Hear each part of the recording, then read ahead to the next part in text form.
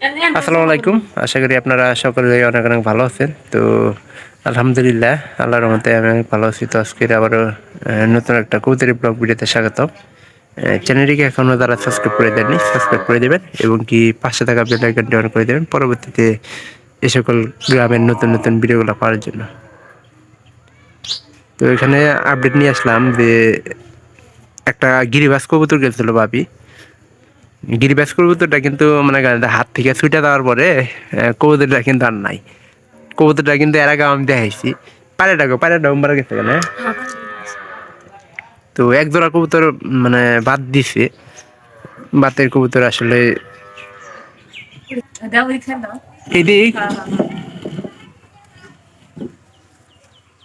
এখানে খাবারও সিস্টেম করে দেওয়া আছে। আর এটা খাবারটা এইদিকে দিলে সবচেয়ে বেশি ভালো হবো। পায়রিটা মনে করেন যে বাতে বইছে, লাইট দিছি কিন্তু পায়রাটা না বাড়ি তো আর দেখা যেতে না। আর এটা মনে হয় একটু পরে বাইরে তো বাইরে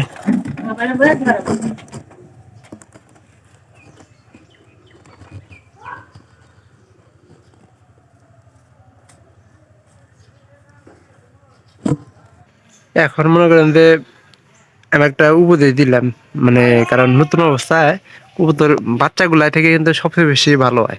আর বাচ্চা কবুতর লালন পালন করলে মনে করেন যে চলে যাওয়ার সম্ভাবনা খুব কম থাকে। আর এখানে একটা বিষয় হলো যে বাচ্চা কবুতরের খড় যদি একটু মানে সময় লাগে, সেক্ষেত্রে দেখা যায় যে বাচ্চা কবুতর কিন্তু সবচেয়ে বেশি ভালো হয়। তো আপনারা যারা নতুন কবুতর লালন পালন করতেছেন তারা অবশ্যই এইরকম মনে করেন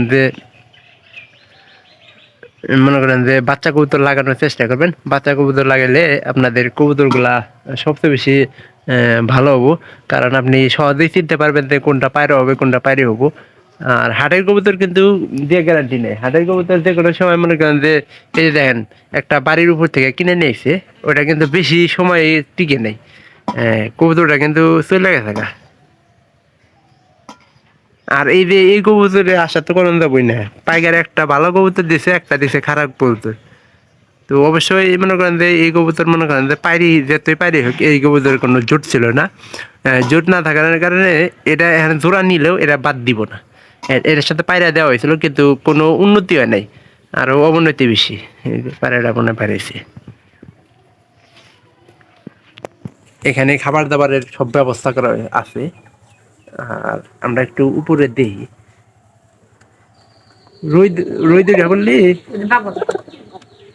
ডাক কই পায়রা না। এখনকার কবুতর বাড়ানোর একমাত্র উপায় হলো যে এলা ঠিক মতো খাবার দাবার যত্ন করলি এখান থেকে কিন্তু ভালো এক ধরনের কবুতর আশা করন যায়।